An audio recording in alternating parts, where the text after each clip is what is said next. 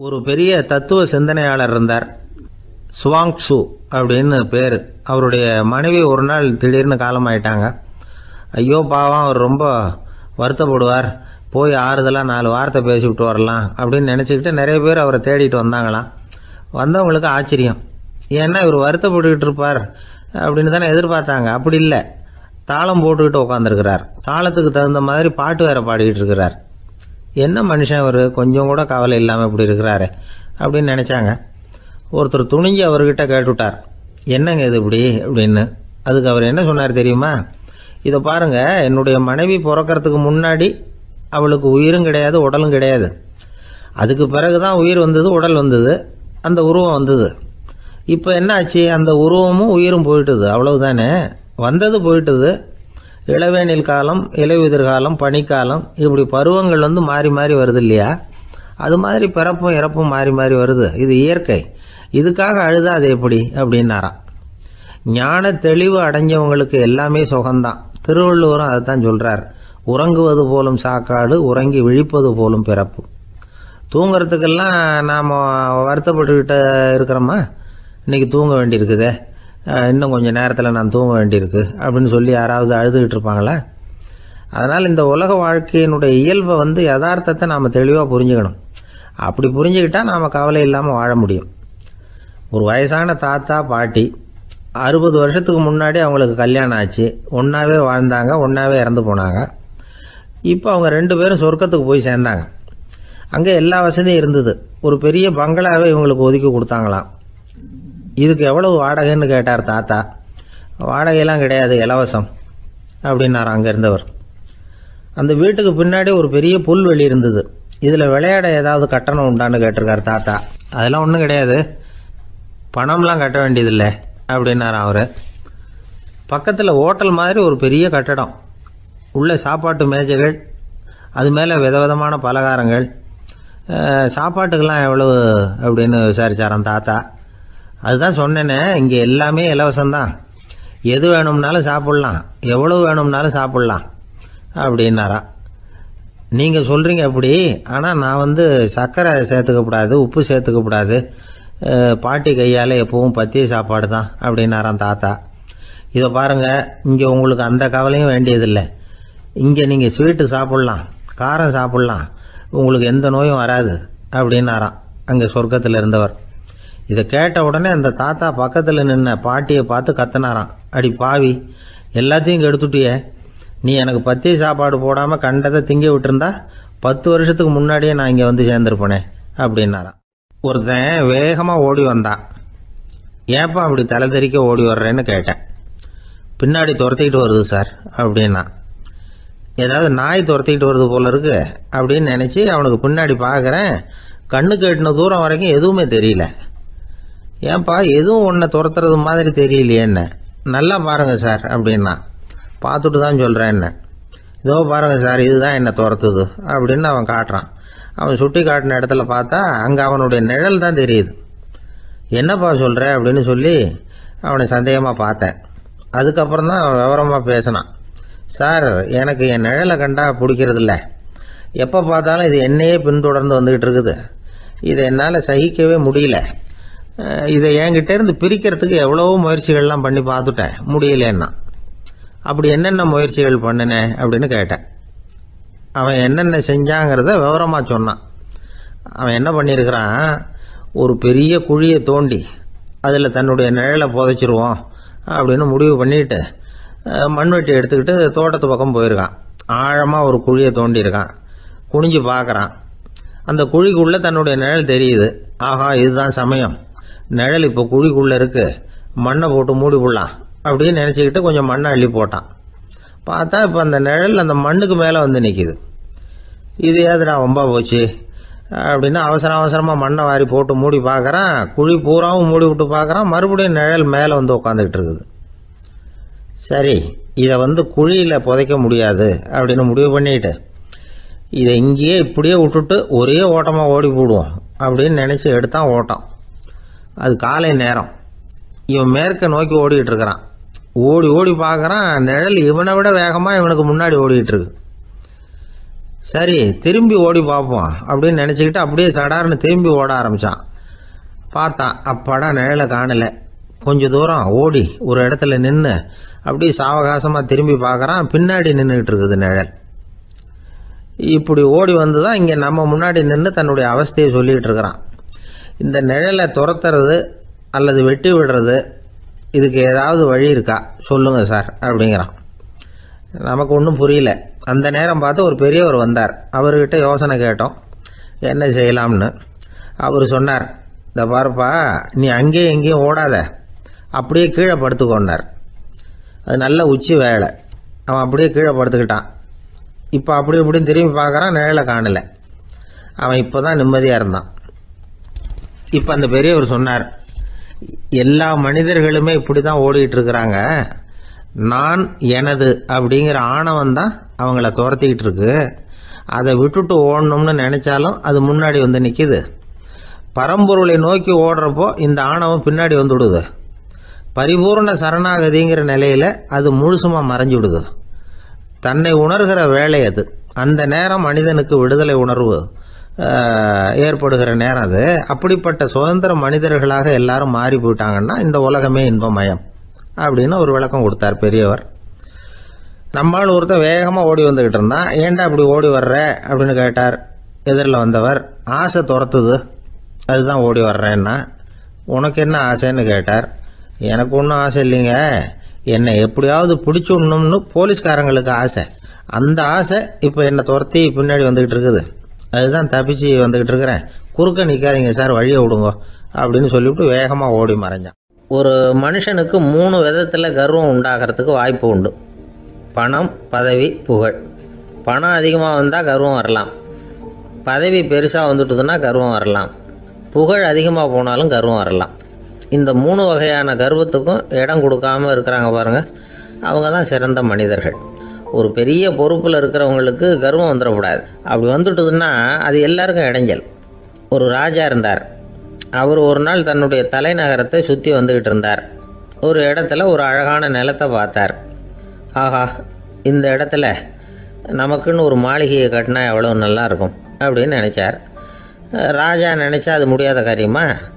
சரி, இந்த நிலம் யாருக்கு சொந்தம்னு விசாரிங்க அப்படின்னார் பக்கத்தில் இருந்தவங்கக்கிட்ட. அவங்கெல்லாம் ஓடி போய் விசாரித்தாங்க. அந்த இடம் ஒரு வயசான கிழவிக்கு சொந்தம், வயசான அம்மாவுக்கு சொந்தமாக. அந்த அம்மா தான் அதில் ஒரு குடிசையை போட்டு குடியிருந்துகிட்டு இருக்கிறாங்க.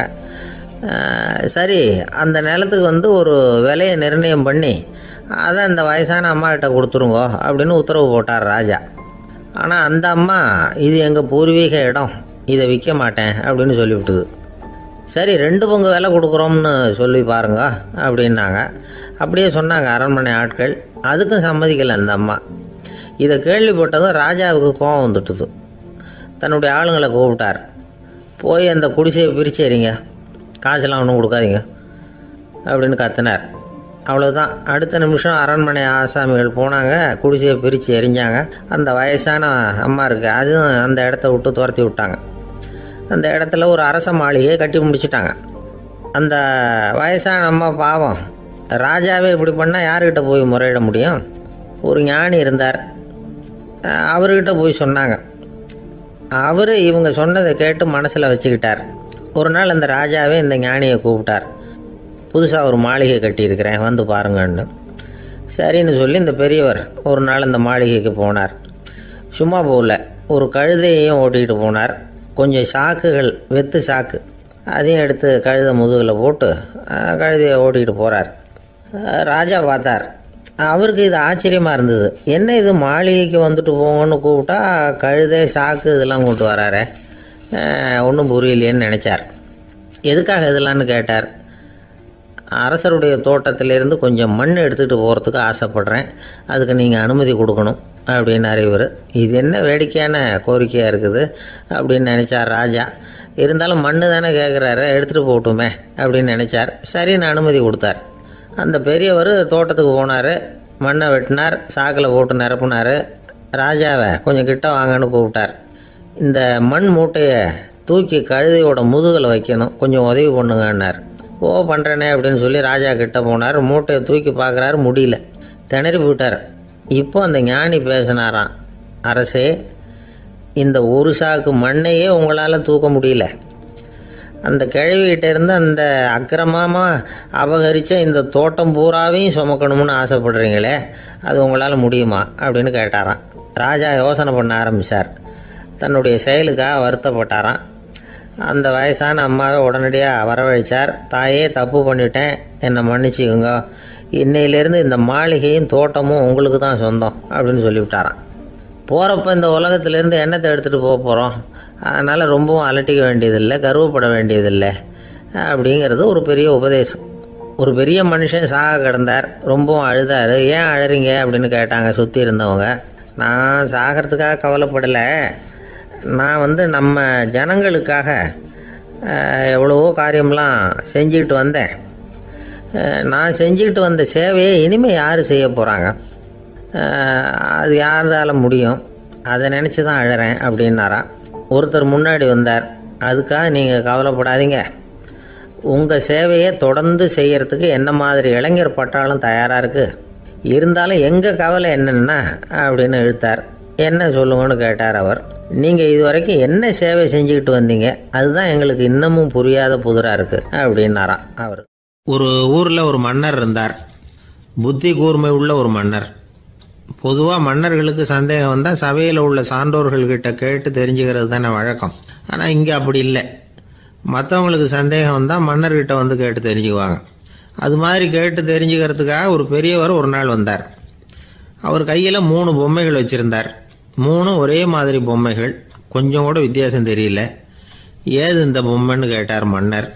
எனக்கு வேண்டியப்பட்ட ஒருத்தங்கிட்ட இருந்து இதை வாங்கிட்டு வந்திருக்கிறேன். நான் தான் அவன்கிட்ட இந்த பொம்மையை செஞ்சு கொடுக்கும்படியா கேட்டுக்கிட்டேன். அவன் ரொம்ப புத்திசாலி, அவன் தான் இதை செஞ்சு கொடுத்தான். ஆனால் அதில் ஒரு சிக்கல் அப்படின்னார்.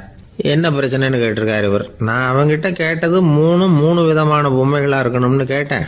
அவன் என்னடான்னா 3 ஒரே மாதிரியாக செஞ்சு கொடுத்துட்டான் அப்படின்னார். அவங்ககிட்டயே கேட்கறது தானே அப்படின்ட்டுருக்காரு இவர். கேட்டேன், அவன் என்ன சொல்கிறான்னா இது 3 ஒரே மாதிரி பொம்மை கிடையாது, 3 விதம், ஒன்றுக்கு ஒன்று வித்தியாசம் இருக்குது. இந்த 3 பொம்மையும் 3 விதமான நண்பர்களுக்கு உதாரணங்கள் அப்படின்னு சொல்கிறான். எனக்கு ஒன்றும் புரியல, அதுதான் உங்ககிட்ட வந்தேன் அப்படின்னார். சரி, அந்த பொம்மைகளை இப்படி கொடுங்க அப்படின்னு வாங்கினார் மன்னர்.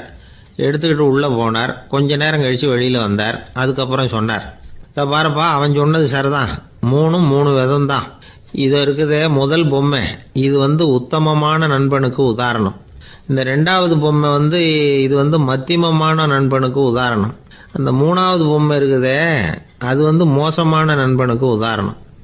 இதை செஞ்சவன் உண்மையிலேயே பெரிய அறிவாளி தான் அப்படின்னாராம். வந்தவருக்கு ஒன்றும் புரியல. பார்த்தா ஒன்றும் வித்தியாசம் தெரியலையே அப்படின்னு அவன் குழம்பி போய் நிற்கிறான். இப்போது அந்த மன்னர் விளக்கம் கொடுக்குறார். அந்த 3 பொம்மையையும் எடுத்து முன்னாடி வச்சார். ஒரு மெல்லிய கம்பியை கையில் எடுத்தார். அந்த முதல் பொம்மை காதில் விட்டார். கொஞ்ச தூரம் உள்ளே போய் அப்படியே நின்றுட்டுது அந்த கம்பி. அப்புறம் 2வது பொம்மை காதில் அந்த கம்பியை விட்டார். அந்த கம்பி என்னாச்சுன்னா அப்படியே அது வாய் வழியாக வெளில வந்தது. 3வது பொம்மை காதில் கம்பியை செலுத்தினார். அது நேராக இன்னொரு காது வழியாக வெளியில் வந்தது. இப்போ இந்த முதல் வகை இருக்குதே, அது மாதிரியான நண்பர்கள் எப்படி தெரியுமா? நம்ம கஷ்டத்தை அவங்கக்கிட்ட சொன்னால் பேசாமல் கேட்டுக்குவாங்க. வெளியில் அதை யாருக்கிட்டையும் சொல்லிகிட்டு இருக்க மாட்டாங்க. வெளியில் தெரியாமல் நமக்கு உதவி பண்ணுவாங்க. செஞ்சுட்டு அதை நான் தான் செஞ்சேன்னு சொல்லிகிட்டு இருக்க மாட்டாங்க. அதுதான் கம்பி ஒரு காது வழியாக போய் உள்ளே நின்றுட்டுது. 2வது பொம்மையில் கம்பி என்னாச்சு, ஒரு காது வழியாக போய் வாய் வழியாக வெளியில் வருது. இது மாதிரியான நண்பர்கள்கிட்ட நாம் கஷ்டத்தை சொன்னால் அதை அவங்க 4 பேர்கிட்ட போய் சொல்லி நமக்காக உதவி கேட்பாங்க. நமக்குன்னு கேட்டு வாங்கி அதை நம்மகிட்ட கொண்டுகிட்டு கொடுப்பாங்க. இவங்க மத்தியமமான நண்பர்கள். 3வது பொம்மையில் ஒரு காது வழியாக செலுத்துகிற கம்பி இன்னொரு காது வழியாக வெளியில் வந்துடுது. இது மாதிரியான நண்பர்கள்கிட்ட நம்ம கஷ்டத்தை சொன்னால் அவங்க காது கொடுத்து கேட்கறது மாதிரி நடிப்பாங்க. அப்படியே இன்னொரு காது வழியாக அதை வெளில விட்டுருவாங்க. அதை பற்றி கவலைப்பட மாட்டாங்க. இதுதான் இந்த பொம்மைகளுக்குள்ளே இருக்கிற வித்தியாசம் அப்படின்னு விளக்கம் கொடுத்தாராம் மன்னர். படிக்கிற பிள்ளைங்கள்லேயும் இது மாதிரி 3 வகை உண்டு. சில பேர் காதால் வாங்கி மனசில் வச்சுக்குவான். சில பேர் காதால் வாங்கி பேனாவால் எழுதி விடுவான். சில பேர் ஒரு காதால் வாங்கி இன்னொரு காதால் வெளியில் விட்டுருவான். ஒரு பையன் வகுப்பில் ஆசிரியர் பாடம் நடத்தும் பொழுது தலையை வேகமாக ஆட்டி ஆட்டி கேட்பானான். ஏன்டா இப்படி தலையை இப்படி ஆட்டுற அப்படின்னு கேட்டிருக்கான் பக்கத்தில் இருந்தவன். தலையை ஆட்டினா தாண்டா ஒரு காது வழியாக உள்ளே போகிறது இன்னொரு காது வழியாக வெளியில் வேகமாக வெளில போகும் அப்படின்னானா அந்த பையன். ஒரு தடவை நாரதர் ஒரு தெரு வழியாக போய்கிட்டு இருந்தார். வழியில் ஒருத்தர் வேத சாஸ்திரம்லாம் படிச்சுக்கிட்டு உட்காந்துருந்தார். அவர் நாரதரை பார்த்து எங்கே போயிட்டு இருக்கிறீங்கன்னு கேட்டார். கடவுளை பார்த்துட்டு வரலாம்னு போயிட்டு இருக்கிறேன் அப்படின்னார் நாரதர். அப்படின்னா அவர்கிட்ட எனக்கு எப்போ முக்தி கிடைக்கும்னு கேட்டுட்டு வாங்களேன் அப்படின்னார் இவர். சரி கேட்டு வரேன் அப்படின்னு சொல்லிவிட்டு நாரதர் நடந்தார். கொஞ்சம் தூரத்தில் ஒரு மரத்தடியில் ஒரு தொழிலாளி செருப்பு தைச்சிக்கிட்டு உட்காந்துருந்தார். அந்த ஆளும் அதே மாதிரி கேட்டுக்கிட்டார். எனக்கு எப்போ முக்தி கிடைக்கும்னு கடவுள்கிட்ட கேட்டுக்கிட்டு வாங்களேன்னார். அவர்கிட்டையும் சரின்னு சொல்லிவிட்டு நாரதர் நேராக வைகுண்டத்துக்கு வந்து சேர்ந்தார். கடவுளை பார்த்தார். இவங்க 2 பேரும் சொல்லி அனுப்பின விஷயத்தை பற்றி கேட்டார். அதுக்கு கடவுள் சொன்னார், அந்த செருப்பு தைக்கிற தொழிலாளி உடல் நீத்ததும் உடனே என்னை வந்து அடைவான். ஆனால் அந்த சாஸ்திரம் படித்த ஆள் இப்போதைக்கு என்கிட்ட வந்து சேர மாட்டான். அவன் இன்னமும் பல பிறவிகள் எடுத்து அங்கேயே இருக்க வேண்டியிருக்குது. எப்போ இங்கே வந்து சேருவான்னு எனக்கே தெரியாது அப்படின்னார். நாரதருக்கு இதோட ரகசியம் என்னங்கிறது புரியல. எனக்கு ஒன்றும் புரியலையேன்னாரான் கடவுள்கிட்ட. சீக்கிரம் புரிஞ்சுக்குவேன், நீ திரும்பி போகிறப்போ நான் இங்கே வைகுண்டத்தில் என்ன செஞ்சுக்கிட்டு இருக்கேன்னு கேட்டால் ஒரு ஊசியின் துவாரத்தில் ஒரு யானையை கோத்துக்கிட்டு இருக்கிறேன்னு அவங்கக்கிட்ட சொல்லு அப்படின்னார் கடவுள் சிரிச்சுக்கிட்டே. நாரதர் பூமிக்கு திரும்பினார். கடவுளை பார்த்தீங்களா எப்படி இருக்கார் அப்படின்னு விசாரித்தார் வேத சாஸ்திரம் படித்தவர். ஓ பகவானா, அவர் யானையை ஊசியின் காதில் நுழைச்சிக்கிட்டு இருக்கிறார் பார்த்தேன்னார் நாரதர். ஊசி காதில் யானையா? அது எப்படி முடியும்? நீங்கள் சொல்கிறத நான் நம்ப மாட்டேன்னு விட்டார் அவர். சரி, இந்த ஆளுக்கு இறைவன் பேரில் நம்பிக்கை இல்லை அப்படிங்கிறத நாரதர் புரிஞ்சுக்கிட்டார். அடுத்தபடியாக அந்த தொழிலாளி இருந்த இடத்துக்கு போனார். இறைவனை பார்த்தீங்களான்னு கேட்டார் அவர். பார்த்தேன், ஒரு ஊசி துவாரத்தில் யானையை கோத்துக்கிட்டு இருந்தார் அப்படின்னு சொல்லிவிட்டு நாரதர் அந்த ஆள் முகத்தை கவனித்தார். அந்த தொழிலாளி இதை கேட்டுட்டு கொஞ்சம் கூட ஆச்சரியப்படலை. அவரால் முடியாத காரியம் கூட உண்டானார். என்ன இப்படி சொல்கிற? ஊசியின் துவாரத்தில் யானையை கோக்க முடியும்னு நீ நம்புறியா அப்படின்னு கேட்டார் நாரதர். நிச்சயமாக நம்புகிறேன்னார் அவர். அது எப்படி அப்படின்னு கேட்டார் இவர். இதை பாருங்கள், நான் இந்த ஆலமரத்தடியில் தான் தினமும் உட்காந்துருக்கிறேன். தினமும் இந்த மரத்திலிருந்து எவ்வளவோ பழம் கீழே விழுது. இந்த பழத்தில் இருக்கிற ஒவ்வொரு விதையிலேயும் உள்ள ஒரு ஆலமரம் இருக்குது. ஒரு சின்ன விதைக்குள்ள ஒரு பெரிய ஆலமரம் இருக்க முடியுங்கிறப்ப ஊசி துவாரத்தில் கடவுள் யானையை நுழைய வச்சாருங்கிறத ஒத்துக்கிறதுல என்ன கஷ்டம் இருக்கு அப்படின்னு ரொம்ப சர்வசாதாரணமாக பதில் சொன்னாராம் அந்த தொழிலாளி. நாரதர் யோசனை பண்ணார். இந்த தொழிலாளி வேத சாஸ்திரங்களையெல்லாம் படிக்கலைன்னா கூட அறிவுபூர்வமாக சிந்திச்சு இறைவனை நம்புகிறான். அதனால தான் கடவுள் இந்த ஆளுக்கு சீக்கிரம் முக்தி கிடைக்கும்னு சொன்னார் அப்படிங்கிறத புரிஞ்சுக்கிட்டாராம். இந்த கதையில் வர்ற கடவுள், நாரதர், வைகுண்டம் இதெல்லாம் ஒரு பக்கம் இருக்கட்டும், ஒரு சின்ன விதைக்குள்ள ஒரு பெரிய ஆலமரம் தூங்கிக்கிட்டு இருக்கு அப்படிங்கிற உண்மை, அந்தரத்தில் 1000 கிரகங்கள் சுற்றிக்கிட்டு இருக்குங்கிற உண்மை, இதெல்லாம் நாம் பார்த்துக்கிட்டு தானே இருக்கிறோம். இந்த உண்மைகள் அதிசயமாக நமக்கு தெரியறதுனால அதை நம்பாமல் இருந்துட முடியாது. இயற்கையை பரிபூர்ணமாக நம்புங்கள், அந்த நம்பிக்கையே நம்ம வாழ்க்கைக்கு ஆதாரம் அப்படிங்கிறத விளக்கறதுக்காக தான் இந்த கதை. இந்த காலத்தில் நம்ம பிள்ளைங்களுக்கெல்லாம் இது மாதிரி நம்பிக்கை அதிகமாகவே இருக்குது. ஒரு நாள் ஒரு சின்ன பையன்கிட்ட கேட்டேன், ஏன்பா கடவுள் ஒரு பானைக்குள்ளே ஒரு யானையை நுழைய வச்சுட்டாருன்னு சொன்னால் அதை நீ நம்புவியா அப்படின்னு கேட்டோம். நம்புவேன் சார், அது ஒன்றும் பெரிய அதிசயம் இல்லைன்னா. எப்படிறான்னு கேட்டோம். எப்படின்னா அந்த பானை அந்த யானையை விட பெருசாக இருந்திருக்கும், அவ்வளவுதான் அப்படின்னு சொல்கிறான். ஒரு வயசான அம்மா தெரு வழியாக போயிட்டு இருந்தாங்க. அவங்க கையில் எண்ணத்தையோ வச்சுக்கிட்டு அதை அடிக்கடி பார்த்துக்கிட்டே இருந்தாங்க. ஒருத்தன் மெதுவாக அவங்கக்கிட்ட போய் கையில் இருக்கிறது என்ன அப்படின்னு எட்டி பார்த்தா அவங்க கையில் 4 பல்லு இருந்துதான். இவன் ஆச்சரியமாக அந்த அம்மாவை பார்த்தான். ஏம்மா, உனக்கு என்ன பைத்தியமா? ஏது இந்த பல்லு? இதை என்னத்துக்காக கையில் வச்சுக்கிட்டு அலைஞ்சிக்கிட்டு இருக்கிற அப்படின்னு கேட்டிருக்கான். அதுக்கு அந்த அம்மா விவரம் சொல்ல ஆரம்பித்தாங்களாம். இதை பாருப்பா, எனக்கு ஒரு மகன் இருந்தான். அவனை ரொம்ப செல்லமாக வளர்த்தேன். அவனை தரையிலேயே நடக்க விடுறதில்ல, எப்பவும் தூக்கி வச்சுக்கிட்டு இருப்பேன். அவன் நல்லா பெரியவனாகி பள்ளிக்கூடம் போகிறப்ப கூட அவன் புஸ்தக மூட்டையை நான் தான் சுமந்துக்கிட்டு போவேன். பார்க்குறவங்க கூட கேலி பண்ணுவாங்க, ஏம்மா படிக்க போகிறது நீயா உன் பிள்ளையான்னு கேட்பாங்க. அவன் இன்னைக்கு எவ்வளவோ பெரிய மனுஷன் ஆகிட்டான். வெளிநாட்டில் பெரிய உத்தியோகத்தில் இருக்கான். சமீபத்தில் இங்கே வந்துட்டு போனான். ஒரு நாள் ஏதோ கோபத்தில் என்ன அரைஞ்சுட்டான். அப்போ இந்த 4 பல்லும் கீழே விழுந்துட்டுது. இன்னமும் கூட விழுந்திருக்கும், ஆனால் பல்லு தான் இல்லை. என் புள்ள அரைஞ்சதுனால விழுந்த பல்லு இல்லையா அது. அதனால் இதை எப்பவும் என் கையிலேயே வச்சுக்கிட்டு ஆசையோடு பார்த்துக்கிட்டு இருக்கிறேன். அவன் தான் வெளிநாட்டுக்கு போட்டான். அவனை பார்க்க முடியாத ஏக்கத்தை நான் இந்த பல்லை பார்த்து போக்கிக்கிறேன் அப்படின்னு நாங்களாம் அந்த அம்மா. இந்த கதை எதுக்காகன்னா தாய் அன்பு அப்படிங்கிறது எப்படிப்பட்டதுங்கிறத புரிஞ்சுக்கிறதுக்காக. கல்யாணம் ஆனதுக்கு அப்புறம் தாயை மறந்து விடுறவங்க எத்தனை பேர் இந்த உலகத்தில்? அவங்க காதில் வேணுங்கிறதுக்காக தான் இந்த தகவல். ஆனால் ஒரு விஷயம் மட்டும் நல்லா புரிஞ்சுக்கணும், தாயை மதிக்க தெரிஞ்சவங்க தான் இன்றைக்கி வாழ்க்கையில் எல்லா விதத்துலேயும் முன்னுக்கு வந்திருக்கிறாங்க. வேணும்னா விசாரித்து பார்த்துக்குங்க. இன்னொரு அம்மா இருந்தாங்க. அவங்க தினமும் ஒரு கோயிலுக்கு வருவாங்க. சாமியை பார்த்து, கடவுளே நான் இறந்து போனால் நரகத்துக்கு போகணும் அப்படின்னு வேண்டிக்குவாங்களாம். எல்லாரும் சொர்க்கத்துக்கு போகணும்னு தானே கடவுள்கிட்ட வேண்டிக்குவாங்க. இந்த அம்மா தினம் நான் நரகத்துக்கு போகணும் அப்படின்னு வேண்டிக்கிறாங்க. அங்கேருந்து அர்ச்சகருக்கு இது சந்தேகம். ஒரு நாள் அதை நேரடியாகவே அவங்கக்கிட்ட கேட்டுவிட்டார். அதுக்கு அந்த அம்மா பதில் சொன்னாங்களாம், ஐயா, எனக்கு கல்யாணம் ஆகி ரொம்ப நாள் வரைக்கும் குழந்தை பாக்கியம் இல்லாமல் இருந்தது. கோயில் குளம் எல்லாம் சுற்றி வந்தேன். ரொம்ப நாள் கழித்து ஒரு குழந்தை பிறந்தது, ஆண் குழந்தை. அவனை நான் ரொம்ப செல்லம் கொடுத்து வளர்த்தேன். அதோட விளைவு என்ன ஆச்சுன்னா, அவன் ரொம்ப மோசமாக ஆயிட்டான். கெட்ட பழக்க வழக்கம்லாம் கற்றுக்கிட்டான். அவன் இறந்து போனால் நிச்சயம் அவனுக்கு நரகம்தான் கிடைக்கும். அந்த அளவுக்கு கெட்டவன் அவன். அப்படிப்பட்ட காரியங்கள்லாம் பண்ணிகிட்ருக்கான், எனக்கு தெரியும். இவனுக்காக நரகத்தில் கூட யாரும் தயவு காட்ட மாட்டாங்க, தாட்சண்யம் காட்ட மாட்டாங்க. அதனால் இவனுக்கு முந்தி நான் இறந்து நரகத்துக்கு போயிட்டா அங்கே இவனை கவனிச்சிக்கலாமே, இவனுக்கு பணிவிடை செய்யலாமேன்னு பார்க்குறேன் அப்படின்னு நாங்களாம். அதனால தான் நான் நரகத்துக்கு போகணும்னு தினம் ஆண்டவனை வேண்டிகிட்டு இருக்கிறேன் அப்படின்னு கண்கலங்கி அந்த அம்மா சொன்னாங்களாம். அதுதான் தாய் உள்ளம்ங்கிறது. தாயின் பெருமையை சரியாக உணர்ந்துட்டா அவங்களுக்கு எப்பவும் எந்த கஷ்டமும் வராது. இது ஏதோ உபதேசத்துக்காக சொல்கிற வார்த்தை இல்லை, உண்மையான வார்த்தை. இந்த விவரத்தையெல்லாம் நண்பர் ஒருத்தர்கிட்ட சொல்லிகிட்டு இருந்தேன். அவர் கொஞ்ச நாள் கழித்து என்னை தேடி வந்தார். அவர் கையிலேயே 4 பல்லு வச்சுருந்தார். என்னங்க ஆச்சு, ஏதுங்க இந்த பல்லு அப்படின்னு விசாரித்தோம். உங்கள் உபதேசத்தை கேட்டுட்டு இந்த உலகத்தில் எல்லாரையும் தாயாக நினைக்க ஆரம்பிச்சிட்டேன். ஒரு அம்மாவை கடத்தரில் பார்த்து தாயேன்னு கூப்பிட்டேன். அவங்க உடனே பலார்னு என்னை அரைஞ்சிட்டாங்க. பல்லு விழுந்துட்டுது. அதை தான் பொறுக்கி எடுத்துக்கிட்டு நேராக உங்களை தேடி வந்துக்கிட்டு இருக்கிறேன்னார். தாயேன்னு தானே கூப்பிட்டீங்க, அதுக்கு ஏன் அரைஞ்சாங்க அப்படின்னு கேட்டோம். நான் தாயேன்னு கூப்பிட்டது அவங்க காதில் நாயேன்னு விழுந்துட்டு தான், அதுதான் அப்படி ஆயிட்டுது அப்படின்னார். இந்த உலகத்தில் 7 வகையான மனிதர்கள் இருக்கிறாங்களாம். டாக்டர் எட்வர்டு பாஷ் அப்படிங்கிறவர் சொல்றார். மனிதர்களோட மனோநிலை அடிப்படையில் அவங்கள 7 வகையாக பிரிக்கலாம்ங்கிறார் அவர். அது எப்படி தெரியுமா? முதல் வகை பயந்த குணம் உள்ளவர்கள். சார் ரொம்ப பயந்த சுபாவம், வீட்டில் கூட வாயை திறக்க மாட்டார், சாப்பிட போறப்ப மட்டும்தான் கொஞ்சம் வாயை திறப்பார் அப்படிங்கிறோம்ல, அவங்கெல்லாம் இந்த ரகம். 2வது வகை எப்படின்னா சஞ்சலப்படுகிறவர்கள்.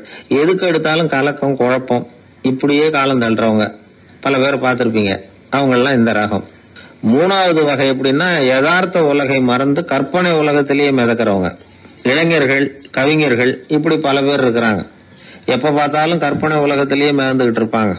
கிட்டத்துல போய் என்னங்க ஒரு மாதிரியா இருக்கிறீங்களே அப்படின்னு கேட்டு பாருங்க, ஒரு அற்ப புழுவை பார்க்கறது மாதிரி உங்களை பார்ப்பாங்க. அதுவும் அந்த வானத்தின் நிலா என்னை வாவென்று அழைக்கிறது, எனக்கு விரைவில் ஒரு நாள் சிறகுகள் முளைக்கும், சிறகடித்து பறந்து செல்லுவேன், என் செல்ல நிலாவை கொஞ்சி விட்டு திரும்பி வருவேன், அப்படி இப்படின்னு பேச ஆரம்பிச்சிருவாங்க. கொஞ்சிறது அப்புறம் இருக்கட்டும்ப்பா, இப்ப கஞ்சிக்கு வழிய பாருடா அப்படின்னா அதை காதல வாங்க மாட்டான். 4வது வகை மனிதர்கள் எப்படின்னா தனிமை உணர்வு மிக்கவர்கள். இவங்கெல்லாம் மற்றவங்களோட சகஜமா நெருங்கி பழகிறது இல்லை, தான் உண்டு தன்னுடைய வேலை உண்டுன்னு போறவங்க. அடுத்த வீட்டுல இருக்கிறது யாருன்னு கேட்டா கூட அடுத்த வீடுன்னு ஒண்ணு இருக்கா அப்படின்னு கேட்பாங்க. அவங்க கிட்ட மேற்கொண்டு என்னத்தை பேசுறது. 5வது வகை மனிதர்கள் எப்படின்னா மற்றவர்கள் செல்வாக்குக்கு உட்பட மறுப்பவர்கள்.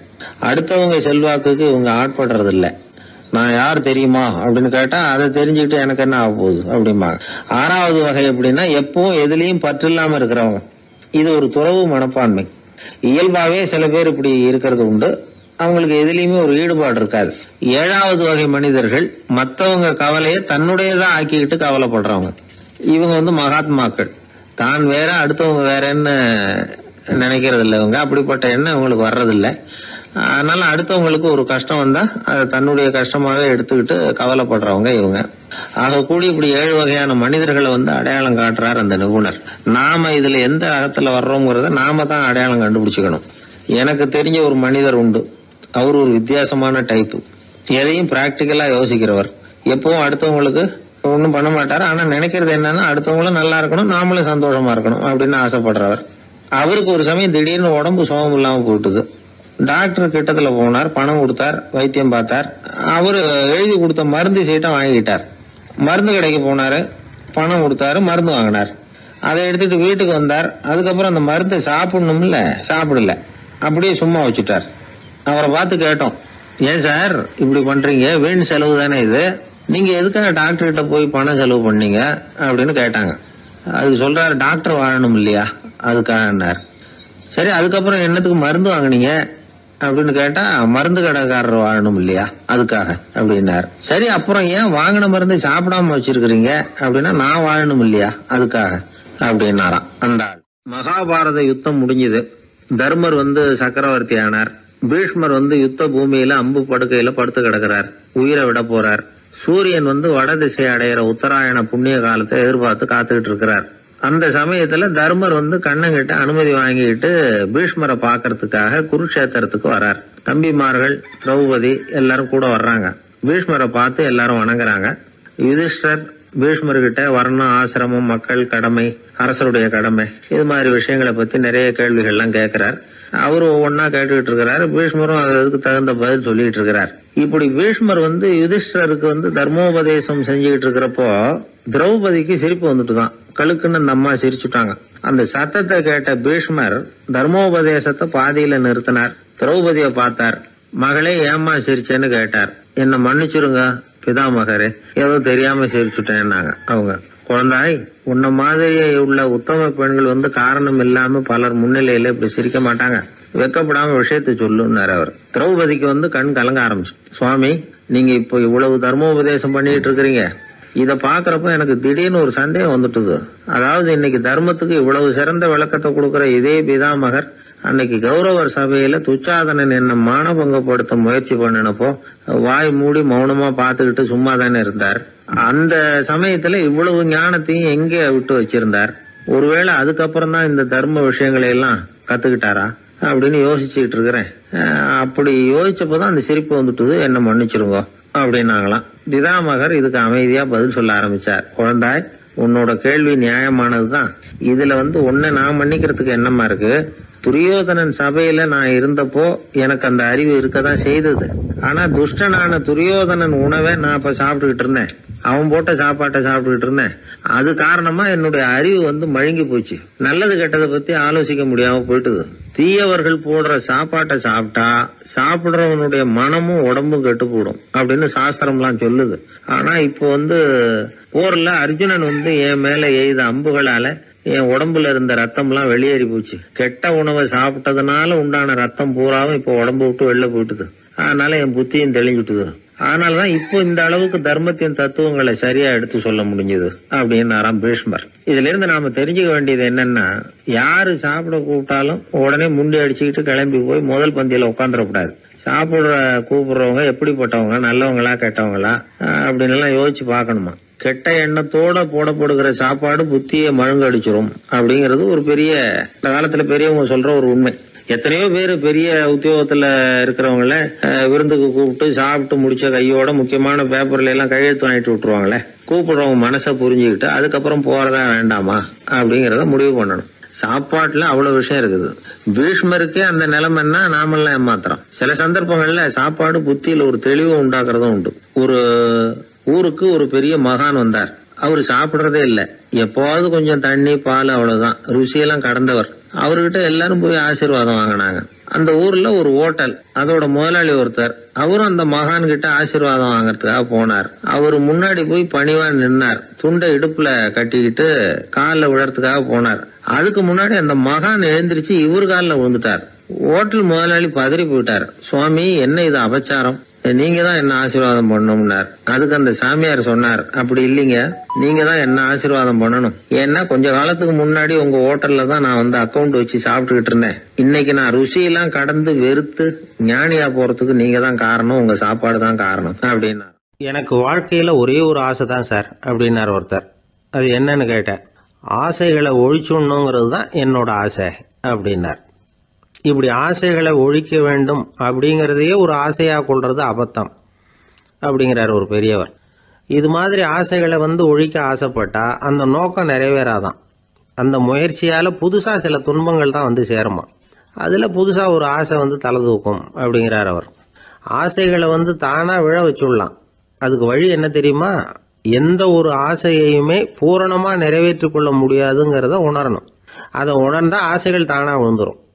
அதை விட்டுட்டு ஆசைகளை விட்டுடணுங்கிறதையே ஒரு ஆசையாக வச்சுக்கிட்டு அதுக்காக கடுமையாக முயற்சிகளையும் செஞ்சுக்கிட்டு நான் ஆசைகளை விட்டுட்டு ஞானோதயம் அடையிறதுக்கு கடுமையாக முயற்சி பண்ணிகிட்டு இருக்கிறேன் சார் அப்படின்னு சொல்லிக்கிட்டு இருந்தால் எந்த காலத்துலேயும் ஞானோதயம் வரப்போகிறதில்ல. அதுக்கு பதிலாக துன்பந்தான் சேரும் அப்படிங்கிறது அவரோட கருத்து. எந்த ஒரு ஆசையையும் பூரணமாக நிறைவேற்றி கொள்ள முடியாது அப்படிங்கிறத உணரணும். ஒரு ராஜா, அவர் மனசில் அமைதி இல்லை, எப்பவும் கஷ்டப்பட்டுக்கிட்டே இருந்தார். இந்த துன்பத்தை போக்குறதுக்கு பல வழிகளில் என்னென்னமோ முயற்சியெல்லாம் பண்ணி பார்த்தார். ஒன்றும் சரியாக வரல. கடைசியாக ஒரு காரியம் பண்ணார். அதாவது ஒரு வேதாந்தியை தேடிட்டு போனார். அவரை பார்த்து கேட்டார், ஐயா, என்னுடைய துன்பங்கள்லேருந்து நான் விடுபடணும், அதுக்கு சுலபமாக ஏதாவது ஒரு வழி இருந்தால் சொல்லுங்களேன் அப்படின்னு கேட்டுக்கிட்டார். அதுக்கு அந்த வேதாந்தி சொன்னார், அதுக்கு ஒரு வழி சொல்கிறேன், அது மாதிரி செய்.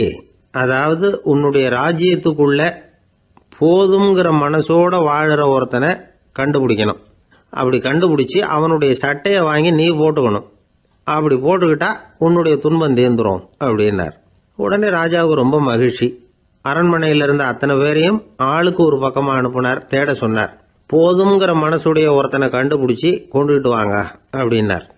எங்கெங்கேயோ தேடி கடைசியாக ஒரு ஆளை கண்டுபிடிச்சாங்க. அவன் போதுங்கிற மனசோட இருக்கிறவன் தான். ஆனால் அவன்கிட்ட சட்டை எதுவும் இல்லை. இடையில கட்டியிருக்கிற துண்டே போதுங்கிற மனசோடு அவன் வாழ்ந்துக்கிட்டு இருக்கிறான். சட்டை இருந்தாவில் ராஜா வாங்கி மாட்டிக்க முடியும். அந்த வேதாந்தி ஏன் அப்படி சொன்னாருங்கிறதுக்கான அர்த்தம் இப்போ தான் ராஜாவுக்கு புரிஞ்சுதான். இது வரைக்கும் சொன்னதெல்லாம் ஞான மார்க்கத்தை தேடிடுறவனுக்கான உள்ள தகவல். இப்போ இன்னைக்கு இளைஞர்கள் இதை கேட்டுவிட்டு நமக்கு ஆசையே வேணாம் அப்படின்னு முடிவு பண்ணிவிட்டா வாழ்க்கையில் முன்னேறவே முடியாது. நம்முடைய முயற்சிக்கு ஆசை தான் தூண்டுகோல். அதனால் இந்த ஆசையையும் அந்த ஆசையையும் போட்டு குழப்பிக்கக்கூடாது. ஆனால் ஒன்று, பேராசை நமக்கு தேவையில்லை. நாம் படுற ஆசையிலேயும் ஒரு நியாயம் இருக்கணும். ஏன்னா நம்மளில் சில பேர் நீங்கள் தான் சார் சொன்னீங்க, அதனால தான் ஆசைப்பட்டேன், அரை தான் கிடச்சிது மிச்சம் அப்படிம்பாங்க கன்னத்தை தடவிக்கிட்டே.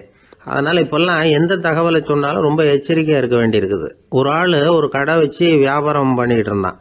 அவனுக்கு ரொம்ப பேராசை, நிறைய பணம் சேர்க்கணும்னு. திடீர்னு ஒரு நாள் அவனுக்கு உடம்பு ரொம்ப சுகம் இல்லாமல் போயிட்டுது. இனிமேல் பிழைக்கிறது கஷ்டங்கிற நிலைமை. மரணப்படுகையில் இருக்கிறான். சொந்தக்காரங்கள்லாம் சுற்றி உட்காந்துருக்குறாங்க. இவன் மெதுவாக கண்ணை திறந்து பார்க்குறான். என் வீட்டுக்காரி எங்கேன்னா, இதோ இருக்கேன் அப்படின்னாங்க அந்த அம்மா. பசங்கள்லாம் எங்கேங்கிறான். இதோ பக்கத்தில் தான் நின்றுக்கிட்டு இருக்கிறோங்கிறாங்க. பொண்ணுங்க எங்கேங்கிறான். எல்லாம் இங்கே தான் இருக்கிறோம் அப்படிங்கிறாங்க.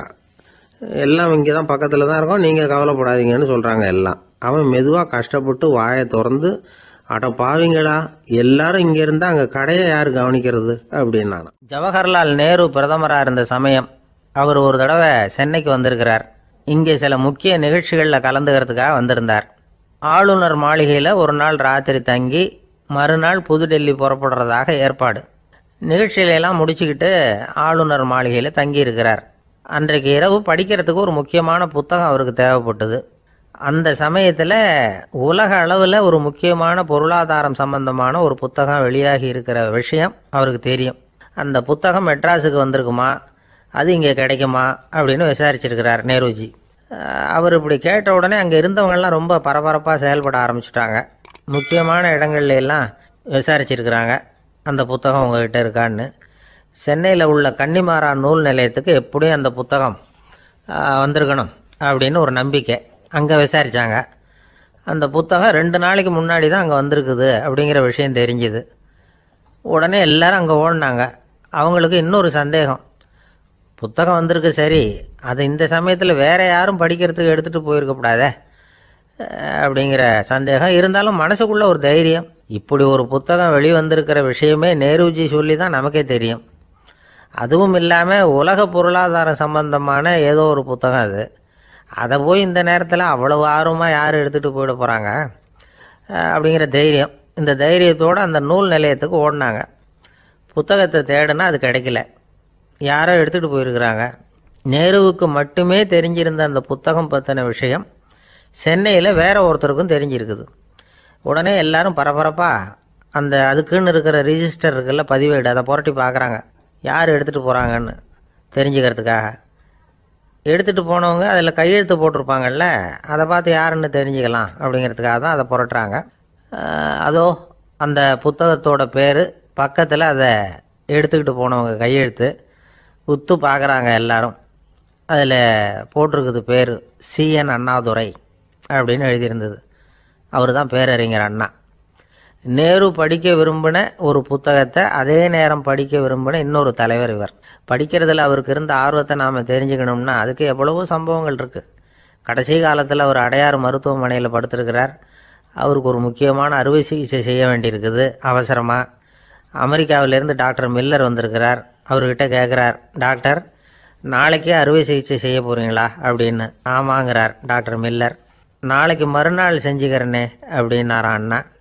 ஏன் ஏதாவது நாள் பார்க்குறீங்களான்னு கேட்டிருக்கார். இல்லை, ஒரு புத்தகத்தை படிச்சுக்கிட்டு இருக்கிறேன், அதை நாளைக்குள்ளே முடிச்சிருவேன், அதுக்கப்புறம் நான் இறந்தாலும் கவலை இல்லை அப்படின்னாரான் இவர். அவர் தான் அறிஞர் அண்ணா. சங்ககால நூல்கள்லேருந்து சமீபத்தில் வந்த நூல்கள் வரைக்கும் எல்லாம் அவர் படிச்சிருக்கிறார். ஒரு திருமண விழாவில் அவர் பேசும்பொழுது சொன்ன விஷயம் இது. சங்க காலத்தில் காதலியை மணக்க விரும்புகிறவனுக்கு அவனுடைய தந்தை வீர சோதனைகள்லாம் வைப்பார். போய் புலிப்பல் கொண்டுக்கிட்டு வா, அப்போ தான் என் பொண்ணை கொடுப்பேன் அப்படின்னு சொல்லுவார். காதலன் உடனே காட்டுக்கு போவான், ஒரு புலியை கொன்று அதனுடைய பல்லை கொண்டுக்கிட்டு வருவான். அதை வீர பதக்கத்தில் பதிச்சு அவனுக்கு மாமனார் சூட்டுவார் கல்யாண சமயத்தில். இப்போலாம் காதலன் கிட்ட அப்படி சொல்ல முடியாது. இப்போலாம் காதலன்கிட்ட காட்டுக்கு போய் புலிப்பல் கொண்டுக்கிட்டு வான்னு யாராவது சொன்னால் புலி தான் மாப்பிள்ளையாக வந்து சேரும் அப்படின்னார். ஆஃபீஸில் வேலை பார்க்குற ஒருத்தர் வந்தார்.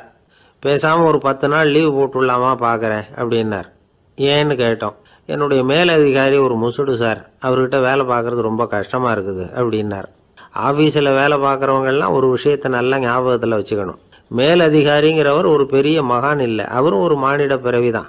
சராசரி மனுஷனுக்குள்ள பலம் பலவீனம் ரெண்டும் அவருக்கும் உண்டு. அதனால் அவரை கொஞ்சம் அனுசரித்து போகிறதுக்கு பழகிறது தான் நல்லது. மேலதிகாரிகளில் பல வகை உண்டு. அதில் முக்கியமாக 3 வகை. அதில் ஒரு வகை எப்படி தெரியுமா? உங்களை ஒரு வேலை செய்கிற மெஷினாக மட்டுமே நினைக்கக்கூடிய வகை. இவங்கெல்லாம் எப்படின்னா, எங்கேயாவது வெளியூர் போயிருந்தா கூட அங்கேருந்து ஃபோன் பண்ணுவாங்க, அந்த வேலை என்னாச்சு, இந்த வேலை என்னாச்சு அப்படின்னு. இவங்களுக்கெல்லாம் உங்கள் நலனை பற்றியோ உங்கள் குடும்பத்தை பற்றியோ அக்கறை இருக்காது. நீங்கள் சொல்கிற யோசனை எதுவும் இவங்ககிட்ட எடுபடாது. கொடுத்த வேலையை பாரு, நீ எனக்கு புத்தி சொல்ல வேணாம் அப்படிம்பாங்க. இவங்களை அனுசரித்து போகிறதுக்கு ஒரே வழி, இவங்க எதை சொன்னாலும் சரின்னு சொல்லிவிட்டு வேலையை கவனிக்க வேண்டியது தான். இவங்ககிட்ட வேற எந்த கேள்வியும் கேட்டுக்கிட்டு இருக்கக்கூடாது. ஆமாம் சாமி போடுறது கௌரவ குறைச்சல் இல்லை, அது ஒரு அலுவலக சௌகரியம், அவ்வளவுதான்.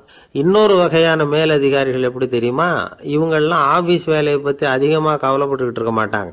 தங்களுடைய சொந்த இமேஜ் பாதிக்கப்படக்கூடாதுங்கிறதுலையே கவனமாக இருப்பாங்க.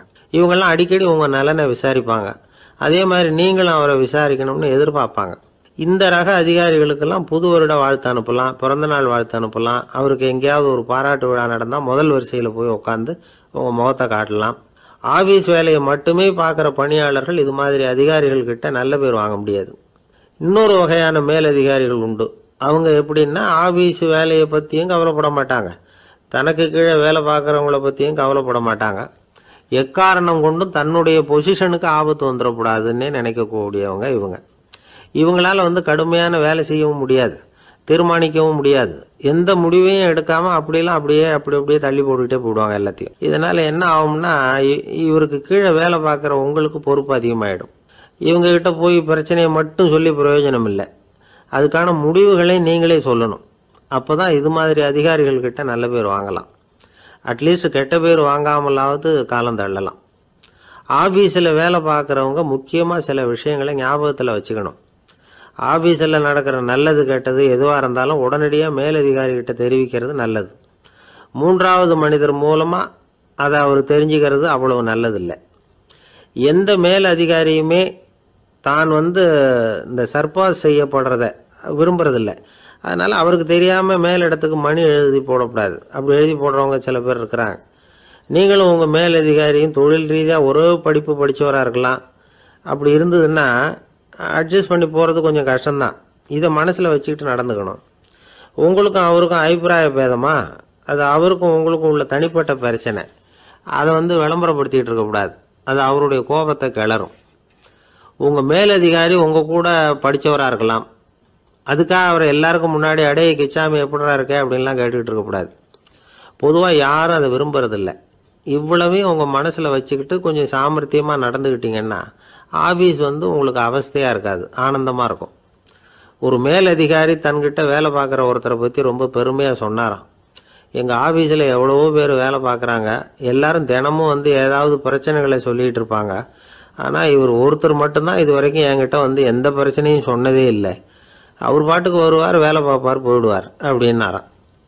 நான் உடனே அவ்வளவு பெருமைக்குரிய அந்த ஊழியரை பார்த்து கேட்டேன், ஏன்பா உன்னுடைய மேலதிகாரிகிட்ட நீ எந்த பிரச்சனையும் கொண்டுகிட்டு போகிறதே இல்லையாமே அப்படின்னு கேட்டேன். அதுக்கு அவர் சொல்கிறாரு, ஆமாங்க, அது ஏன்னா அவரால் எந்த பிரச்சனையுமே தீர்க்க முடியாதுங்கிறது எனக்கு நல்லா தெரியும், அதனால் அப்படி செய்கிறேன், வேற ஒன்றும் இல்லை அப்படின்னார் ரொம்ப பொறுமையாக. குடும்பத்தில் அப்படிலாம் இருந்து சமாளிக்கிறாங்க. குடும்பத்தில் ஒருத்தர் அனுசரிப்பு தன்மைங்கிறது ரொம்ப அவசியம். கணவன் மனைவின்னா அனுசரித்து போகணும்னு சொல்லுவாங்க. அதாவது ஒரு கணவன் அதுக்காக தான் அந்த காலத்துலலாம் ஒரு வீட்டுக்கு மாப்பிள்ளை தேடுறதுங்கிறது ஒரு பெரிய குடும்பத்தை நிர்வகிக்கிற அளவுக்கு ஒரு கணவனாக வரக்கூடிய எப்படி இருக்கணும் அப்படின்னா, அந்த காலத்தில் புலி வேட்டைக்கு போகணும். ஒரு பொண்ணுக்கு மாப்பிள்ளை தேடுறதுன்னா நம்ம தமிழ் பழக்கம் என்னென்னா, காட்டுக்கு போய் ஒரு புலியை வேட்டையாடிட்டு வரணும். அந்த புலி பல்லு அல்லது நகத்தை கொண்டுட்டு வரணும் அந்த இளைஞன். அதை வீட்டில் கொடுப்பான். அதை தான் கட்டி அதை இதாக கட்டுவாங்க, மாலையாக போடுவாங்க, தாலியாக கட்டுவாங்க. அதாவது வீரம் இருக்கா பையனுக்குன்னு பார்ப்பாங்க. ஒரு பொண்ணு வேணும்னா நீ முதல்ல வீட்டுக்கு பொண்ணு கேட்க போகக்கூடாது, காட்டுக்கு போகணும், போய் புலியை கொண்டு வா, அதுக்கப்புறம் தான் உனக்கு பொண்ணு அப்படின்னு சொல்லுவாங்க. இப்போவெல்லாம் ஏன் போகிறது இல்லைன்னா, இப்போலாம் ஒருத்தனை காட்டுக்கு போய் புலிப்பல் கொண்டு வானா புலி தான் மாப்பிள்ளையாக வரும். அதனால தான் இப்போ போகிறதில்ல யாரும் காட்டுக்கு. அப்போ பெண்களும் ரொம்ப வீரமாக இருந்தாங்க. பெண்கள் மூலம் அந்த காலத்தில் எப்படின்னா, முறத்தாலேயே புலியை துரத்துவாங்களாம். நம்ம பழைய பாட்டிலெல்லாம் பார்த்துருப்பீங்க, முறத்தால் புலியை விரட்டினாங்கன்னு வரும் பழைய பாட்டு. அந்த அளவுக்கு பெண்களுக்கு வீரம். இப்போ கல்யாணம் ஆகி இந்த காலத்தில் ஒரு கணவனை விரட்டிட்டு வந்தாங்களாம் முறத்தை எடுத்துக்கிட்டு. ஒரு மனைவி அவன் பயந்துட்டு வெளில ஓடி வரான், பின்னாடி முறத்தை எடுத்துகிட்டு அந்த அம்மா ஓடி வருது. இவனை தனியாக பிடிச்சி கொண்டு போய், என்னப்பா இந்த மனைவிட்டு இப்படி பயந்து ஓடி வரையே, முறத்தால் துரத்துறா இப்படி வரையே அப்படின்னு தான் அவன் அப்படியே தடுமாறிக்கிட்டு, அதெல்லாம் ஒன்றும் இல்லை, அவன் என்ன புலியாக நினைக்கிறா அப்படின்னு ஒரு பெருமையாக சொல்லிட்டானான். அந்த காலத்தில் புலியை தான் முறத்தால் விரட்டினாங்க, இப்போ புருஷனை விரட்டுறாங்க அப்படின்னு சொல்லி. அப்படி அந்த காலத்தில் கணவனுக்கு ஒரு குடும்பத்தை நிர்வகிக்கிற திறமை இருக்கா, உடல் வலிமை தான் முக்கியம். இப்போ கூட மதுரை பக்கத்தில் ஐயாவுக்கு தெரியும், அந்த இளவட்டக்கல்லுன்னு ஒரு ஊருக்கு ஊர் எல்லையில் கிடக்கும். ஊர் எல்லையில் ஒரு பெரிய கல் கிடக்கும். அந்த ஊருக்கு பொண்ணு கேட்க போகிறவங்க அந்த கல்லை தலைக்கு மேலே தூக்கி காட்டணும், அப்படியே தூக்கி தலைக்கு மேலே வசதி கீழே போடணும். அந்த வலு இருந்தால் தான் நீங்கள் அந்த ஊருக்குள்ளேயே போகலாம், பொண்ணு கேட்குறதுக்கு போகலாம். இல்லைன்னா நீ திரும்பி போக வேண்டியதான். அந்த வலிமை இருக்கா மாப்பிள்ளைங்கன்னு பார்க்குறாங்க. இளவட்டக்கல்லுன்னு பேர். அப்போ என்ன பண்ணாங்கன்னா, ஒரு 1000 வருஷத்துக்கு முன்னாடி அந்த கல்லை தலைக்கு மேலே தூக்கி கீழே போடுவாங்களாம். ஒரு 500 வருஷத்துக்கு முன்னாடி அப்படி கொஞ்சம் தூரம் இடுப்பு அளவுக்கு தூக்கி கீழே போட்டுக்கிட்டு இருந்துருக்குறாங்க. அதுக்கப்புறம் ஒரு 100 வருஷத்துக்கு முன்னாடியெல்லாம் அப்படி முழங்கால் அளவுக்கு அப்படி தூக்கி போட்டால் போகிறோம்னு வச்சுருந்தாங்களாம். இப்போ நான் அந்த ஊருக்கு என் கூட பழனிசாமின்னு ஒருத்தர் இருக்கார். அவர் போய், உனக்கு எப்படிப்பா இந்த ஊரில் கல்யாணம் ஆச்சு அப்படின்னா, இப்போலாம் நாங்கள் தொட்டு கும்பிட்டா போகிறோம், அதை அசைக்கிறது கூட இல்லை. அப்படி ஆகிட்டுது. ஒரு குடும்பத்தை கணவனாக வரப்போகிறவனுக்கான தகுதி அந்த காலத்தில் அப்படி இருந்துதான். அப்படி கணவன் தேர்ந்தெடுக்கிறது, குடும்பத் தலைவனை தேர்ந்தெடுக்கிறது ஒரு பெரிய காரியம். ஒரு பெரிய செல்வந்தர் போட்டி வச்சாராம், ஒரு நீச்சல் குளம், அதில் யார் வேணாலும் குதித்து அந்த பக்கம் போய் கரையேறலாம். அந்த நீச்சல் குளத்தில் விஷப்பாம்புலாம் கிடக்கு. யார் துணிஞ்சி அந்த விஷப்பாம்பு இருக்கிற குளத்தில் குதித்து அந்த பக்கம் போய் கரையேறானோ அவனுக்கு ஒரு 100 ஏக்கர் நிலம் கொடுப்பேன், அது வேண்டான்னா ஒரு 1000 ஆடு கொடுப்பேன், அதுவும் வேண்டான்னா என் பொண்ணை கொடுப்பேன் அப்படின்னு போட்டி வச்சார். அதான் மாப்பிள்ளையை தேர்ந்தெடுக்கிறதுக்கு அவர் ஒரு வழி, நீச்சல் குளத்தில் குதித்து கரையேறணும். இப்போ அந்த ஊரில் இருக்கிற இளைஞர்கள்லாம் பார்க்குறாங்க அந்த குளத்தில் குதிக்கணும்னு. ஆனால் குளத்தில் ஒரே விஷப்பாம்புலாம் கிடக்கு. இது என்ன பண்ணுறதுன்னு பார்த்தா யாருமே குதிக்கிறதுக்கு தைரியம் வரல. திடீர்னு ஒருத்தன் துணிஞ்சு குதித்தான், படபடன்னு அடிச்சுட்டு போய் அந்த பக்கம் கரையேறிட்டான். கரையேறின உடனே பரவாயில்லையே ஒரு ஆள் வந்துட்டான்னு சொல்லி அவனை அந்த இளைஞனை போய் பிடிச்சிட்டு வந்தாங்க. அந்த பெரியவர் கேட்டார், ஏப்பா இவ்வளவு பெரிய விஷப்பாம்பெல்லாம் கிடக்கிற நீச்சல் குளத்தில் நீ துணிஞ்சு குதித்து கரையேறி இருக்கிற, உனக்கு என்ன 1000 ஏக்கர் நிலம் கொடுத்துருவா, 100 ஏக்கர் நிலம் கொடுக்குவா சொல்கிறப்படி அப்படின்னா, வேண்டாம் சார்ன்றான். ஓஹோ அப்படின்னா ஒரு 1000 ஆடு வேணுமா உனக்கு அப்படின்னா, அதுவும் வேண்டாம் சார். ஓ அப்படின்னா என் பொண்ணு வேணுமா அப்படின்னா அதுவும் வேண்டாம் சாருங்கிறான். அப்புறம் எதுக்குடா குதிச்சுன்ட்டு என்ன உனக்கு என்ன தான் வேணும் அப்படின்னு கேட்டிருக்கார். என்னை எவன் பிடிச்சி தள்ளி விட்டவன்னு தெரியணும் அப்படின்ட்டுருக்கான். அதுக்காக அவன் பார்த்துருக்கான். அப்படி இருந்தால் தான் துணிச்சல் வரும் இந்த காலத்தில்.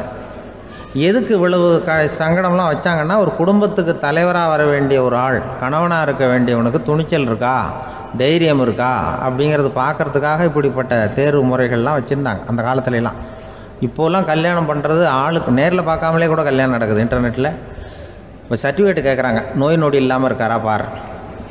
காட்டுக்கெலாம் போக வேண்டாம், நேராக ஆஸ்பத்திரிக்கு போய் ஒரு சர்டிஃபிகேட் வாங்கிட்டு வா, உனக்கு ஒன்றும் வியாதி இல்லைன்னு ப்ரூவ் பண்ணு, அதுக்கப்புறம் பார்த்துக்கலாம், மற்றதை பேசுவோம் அப்படின்னு சொல்லி அப்படி இருக்குது நிலைமை.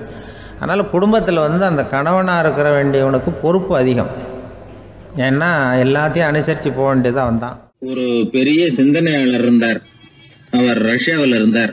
நிறைய புத்தகங்கள் எழுதியிருக்கிறார். அவர் பேரு ஓஸ்பென்ஸ்கி. உலகின் மிகச்சிறந்த 3 புத்தகங்கள்ல ஒண்ணு இவர் எழுதியிருக்கிறார் அப்படின்னு கூட சொல்றது உண்டு.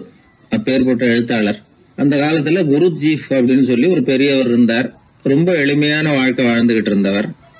இவரை தேடி அந்த எழுத்தாளர் வந்தார். ஐயா, உங்ககிட்ட சில கேள்விகள் கேட்டு விளக்கம் பெறலாம்னு வந்திருக்கிறேன்னார். உடனே அந்த பெரியவர் என்ன செஞ்சார் தெரியுமா? ஒரு வெற்று காகிதத்தை எடுத்தார், அவர்கிட்ட கொடுத்தார். இந்தாங்க, இதை வச்சுக்கங்க, நாம 2 பேரும் பேசுறதுக்கு முந்தி நீங்க ஒரு காரியம் பண்ணணும்னார். என்ன செய்யணும்னு சொல்லுங்கன்னார் அவரு. இந்த காகிதத்துல உங்களுக்கு தெரிஞ்சதெல்லாம் என்ன, தெரியாததெல்லாம் என்ன அப்படிங்கிற பட்டியலை எழுதிக்கிட்டு வாங்க. அதுக்கு பிறகு உங்களுக்கு தெரியாத விஷயங்களை பத்தி நாம 2 பேரும் உரையாடலாம். ஏன்னா உங்களுக்கு தெரிஞ்சதை பத்தி நாம பேசி பிரயோஜனம் இல்லை, தெரியாததை பத்தி பேசினாதான் உங்களுக்கு அது உபயோகமா இருக்கும் அப்படின்னார். இவர் இப்படி சொன்னது அந்த எழுத்தாளருக்கு கொஞ்சம் தர்ம சங்கடமா இருந்தது. நாம எப்பேற்பட்ட சிந்தனையாளர், நம்மள போய் இவர் இப்படி எழுத சொல்றாரு அப்படின்னு நினைச்சாரு. இருந்தாலும் அந்த பெரியவர் பேர்ல இவருக்கு ரொம்ப மரியாதை. அதனால அவர் கொடுத்த காகிதத்தை வாங்கிட்டு தனியா ஒரு இடத்துல போய் உட்கார்ந்தார். யோசிக்க ஆரம்பிச்சார். முதல்ல யோசிச்சார், கடவுளை எனக்கு தெரியுமா அப்படின்னு. கடவுளை பற்றித்தான் எனக்கு தெரியுமே தவிர கடவுளை தெரியாதுங்கிறது புரிஞ்சுது. அதனால தனக்கு தெரிந்த ஒரு விஷயம் கடவுள் அப்படின்னு அவரால் குறிப்பிட முடியல. அடுத்தபடி ஆத்மாவை பத்தி சிந்திச்சார்.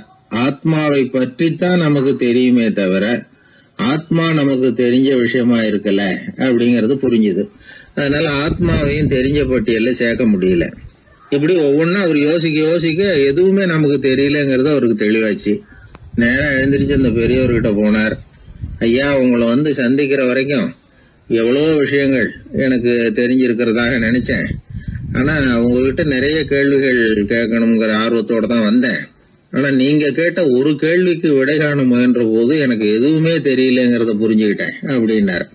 அப்படின்னா உலக புகழ்பெற்ற இவ்வளவு புத்தகங்களை உங்களால எப்படி எழுத முடிஞ்சதுன்னு கேட்டார். இவர் சொன்னார், ஐயா, இப்பதான் எனக்கு புரியுது. எனக்கு தெளிவில்லாத பல விஷயங்களையும் நான் எழுதியிருக்கிறேன். அவையெல்லாம் வெறும் வார்த்தை குவியல்கள்ங்கிறத நான் இப்ப உணர்றேன். வார்த்தைகளே அறிவு அப்படிங்கிற மயக்கத்திலிருந்து இப்ப நான் விடுபட்டுட்டேன்.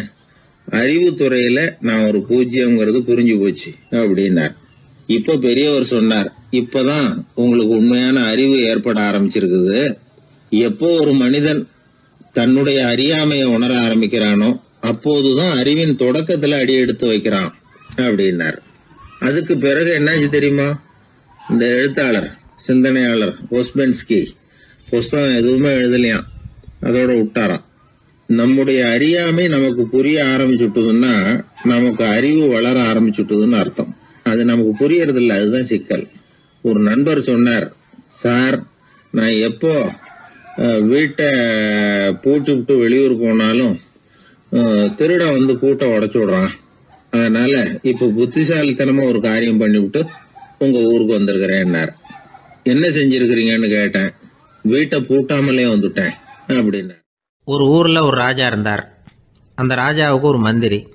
ராஜா ரொம்ப நியாயமானவர், நேர்மையானவர், கண்டிப்பானவர். தப்பு செய்கிறது யாராக இருந்தாலும் தண்டனை கொடுப்பார். வேண்டியவங்களுக்கு ஒரு நியாயம், வேண்டாதவங்களுக்கு ஒரு நியாயங்கிறதெல்லாம் அவர்கிட்ட கிடையாது. ஒரு சமயம் அரசவையில் அந்த அமைச்சரே விதிமுறைகளுக்கு புறம்பா ஏதோ நடந்துகிட்டு இருக்கார். மன்னருக்கு கோபம் வந்துட்டுது. உடனே அந்த அமைச்சரை கிட்டத்தில் கூப்பிட்டு அவர் கன்னத்தில் ஓங்கி ஒரு அறை கொடுத்துட்டாராம். உடனே அந்த அமைச்சர் என்ன பண்ணார் தெரியுமா? நேராக போனார். அங்கே நின்றுகிட்டு இருந்த இன்னொருத்தர் கன்னத்தில் ஓங்கி அரைஞ்சார். அரை வாங்கினவர் திகைச்சு போயிட்டார். இவர் ஏன் நம்மளை அரைகிறார் அப்படின்னு யோசனை பண்ணார். மன்னரும் திகைச்சு போயிட்டார். நாம இவர் அரைஞ்சா அதுக்காக இவர் போய் இன்னொருத்தர் அரையணுமா அப்படின்னு யோசனை பண்ணார். இவருக்கு என்ன பைத்தியமானு கூட நினைக்க ஆரம்பிச்சுட்டார். ஆனால் என்ன ஆச்சுன்னா, அப்புறம் அமைச்சர் அவர் கவனிச்சுக்கிட்டு இருந்தாரா, அவர் இன்னொருத்தர் அரைஞ்சார் இல்லையா, அந்த அரை வாங்கின ஆசாமியை பார்த்து கத்திக்கிட்டு இருந்தார். யார்? அமைச்சர். ஏன்பா என்கிட்ட அறையை வாங்கிக்கிட்டு இப்படி விவரம் இல்லாமல் நின்றுட்டு இருக்கிறிய, நான் உனக்கு கொடுத்ததை நீ வேற யாருக்கிட்டையாவது கொடுத்துரு அப்படின்னார். உடனே அந்த ஆள் பார்த்தான், தனக்கு அடுத்தபடியாக நின்றுக்கிட்டு இருந்தவனை ஓங்கி ஒரு அரை அரைஞ்சான். அவன் கண்ணத்தை தடவிட்டே யோசனை பண்ணான். இது ஏதோ புரிஞ்சுக்கிட்ட மாதிரி அடுத்தாப்புல நின்றுக்கிட்டு இருந்தவனை அரைஞ்சான். இப்படி இந்த அறை மாறி மாறி போய்கிட்டே இருக்குது. ஊரு பூரா பிரயாணம் பண்ண ஆரம்பிச்சுட்டுது. அன்னைக்கு ராத்திரி அந்த ராஜா படுக்கிறதுக்காக போனார். அந்த நேரம் பார்த்து அவர் கன்னத்தில் பலார்னு ஒரு அறை விழுந்தது. நம்மளே அரையிறது யாரு அப்படின்னு அதிர்ச்சியோட மன்னர் திரும்பி பார்க்குறாரு. அரைஞ்சது அவரோட மனைவி. என்னாச்சு உனக்குன்னு கத்துனார் ராஜா. உங்களுக்கு தெரியாதா, ஊர் பூரா ஒருத்தர் மாற்றி ஒருத்தர் மூலமாக இந்த அறை பிரயாணம் பண்ணிட்டு வருது அப்படின்னாங்க அந்த அம்மா. அப்படின்னா ஆரம்பித்த இடத்துக்கே வந்துட்டுதா அப்படின்னாராம் மன்னர். என்ன சொல்கிறீங்கன்னு கேட்டிருக்காங்க. இவர் விவரத்தை சொன்னாராம். அப்படின்னா நீங்கள் ஆரம்பித்து வச்ச இந்த விளையாட்டை நான் முடிச்சு வச்சுட்டேன் அப்படின்னாங்களாம் அந்த அம்மா. மறுநாள் காலை மறுபடியும் அரசவை கூடிச்சு. அந்த அமைச்சர் மன்னரை பார்த்து கேட்டார், என்ன மகாராஜா, என்கிட்ட கொடுத்ததை திருப்பி வாங்கிட்டீங்களா அப்படின்னாராம். இப்படி நடக்கும்னு நான் எதிர்பார்க்கவே இல்லைன்னார் மன்னர். ஆனால் நான் எதிர்பார்த்தேன். அது எங்கே போயிட போகுது, ஊர் பூரா சுற்றி கடைசியில் உங்ககிட்ட தான் சேரும் அப்படிங்கிறது எனக்கு தெரியும் அப்படின்னாராம் அமைச்சர். இந்த கதை வேடிக்கையாக இருந்தால் கூட இதில் உள்ள கருத்து முக்கியமானது. இந்த உலகத்தில் பல கருத்துக்கள் இப்படி தான் மாறி மாறி சுற்றி வந்துக்கிட்டே இருக்குது. நம்மளும் ஒருத்தன் தன்னுடைய நண்பன் ஒருத்தனை கடத்தரில் பார்த்தான். உடனே ஓடி போய் பலார்னு ஒரு அறை கொடுத்தானா. அவன் கண்ணத்தை தடவிட்டு ஏன்டா என்ன அரைஞ்சேன்னு கேட்டிருக்கான். நீ ஏன்டா என்ன முட்டாள்னு என் மனைவிட்ட போய் சொன்னேன் அப்படின்ட்டுருக்கான் அவன். உன்னை ஒரு முட்டாள்னு சொன்னதுக்காகவா நீ என்ன அரைஞ்ச அப்படின்னு கேட்டிருக்கான் இவன். டேய், நான் அதுக்காக அறையலப்பா, அது ஒரு பெரிய ரகசியம். நான் முட்டாளுங்கிறது அந்த ரகசியத்தை நீ ஏன் எங்கள் வீட்டில் போய் சொன்னேன், அதுக்காக தான் அரைஞ்சேன் அப்படின்னு நான் அவன். அந்த காலத்தில் அண்ணாமலை ரெட்டியார்னு ஒருத்தர் இருந்தார். அவர் வெங்கனூர் அப்படிங்கிற கிராமத்தில் இருந்தார். அங்கேருந்து விருத்தாசலம் கோவிலுக்கு தவறாமல் போயிட்டு வந்துக்கிட்டு இருந்தார். இடையில வெள்ளாறு, அதில் ஒரு சமயம் வெள்ளம் வந்துட்டுது. இவரால் போக முடியல. அதோட விளைவு வெங்கனூர்லேயே ஒரு கோவில் கட்டணும் அப்படின்னு முடிவு பண்ணார், சிவாலயம். அந்த சமயத்தில் வடநாட்டில் பஞ்சம். அதனால் அங்கிருந்த பல சிற்பிகள் தென்னாட்டை நோக்கி வர ஆரம்பித்தாங்க. அவங்க வெங்கனூர் வழியாக வர்றது தெரிஞ்சதும் இவர் போய் பார்த்தார். இங்கே ஒரு கோவில் கட்டணும், அதுக்கு நீங்கள் உதவணும்னார். பஞ்ச காலத்தில் இப்படி ஒரு வாய்ப்பு கிடைச்சதில் அவங்களுக்கும் ரொம்ப மகிழ்ச்சி. உற்சாகத்தோடு ஒத்துக்கிட்டாங்க. ஆலய திருப்பணி ஆரம்பமாச்சு. அவங்களுக்கு வேண்டிய எல்லா வசதிகளையும் இவர் செஞ்சு கொடுத்தார். அவங்களுக்கு எந்த குறையும் இல்லாமல் பார்த்துக்கிட்டார். அது மட்டும் இல்லை, ஒவ்வொரு நாளும் அங்கே வருவார். உங்களுக்கு என்ன வேணும், எது வேணும்னு கேட்பார். ஏதாவது குறை இருந்தால் சொல்லுவாங்க, உடனே தீர்த்து வைப்பார். இவரும் கேட்பார், எந்த குறையாக இருந்தாலும் என்கிட்ட சொல்லுங்க அப்படின்னு சொல்லுவார். அதை தவிர இவராகவே கவனிச்சும் அவங்களுக்கு என்னென்ன தேவைங்கிறத கண்டுபிடிச்சி அதையெல்லாம் கொடுத்துக்கிட்டு இருப்பார். என்ன தேவைன்னாலும் அதை நிறைவேற்றி வச்சுருவார். அந்த சிற்பிகளின் தலைவன் ஒருத்தன், அந்த ஆளுக்கு வெத்தலை பாக்கு போடுறது பழக்கம். இதை தெரிஞ்சுக்கிட்டு அதுக்காகவே ஒரு ஆளை ஏற்பாடு பண்ணார். வேணுங்கிறப்போலாம் நீ வெத்தலை சிவல் மடித்து கொடுக்க வேண்டியது உன் வேலை அப்படின்னு ஒருத்தனை ஏற்பாடு பண்ணிட்டார். இப்படியெல்லாம் செஞ்சதும் அவங்களுக்கும் ரொம்ப உற்சாகம். ரொம்ப பொறுப்பாக சிற்ப வேலைகளை செஞ்சுக்கிட்டு இருக்கிறாங்க. ஒரு நாள் என்னாச்சு தெரியுமா, அந்த சிற்பிகளின் தலைவன் ரொம்ப நுணுக்கமாக ஒரு வேலையை செஞ்சுக்கிட்டு இருக்கிறான். சாரம் போட்டு அது மேலே படுத்துக்கிட்டு அண்ணாந்து பார்த்து உச்சியில் நுணுக்கமான சிற்பங்களை உருவாக்கிக்கிட்டு இருக்கான்.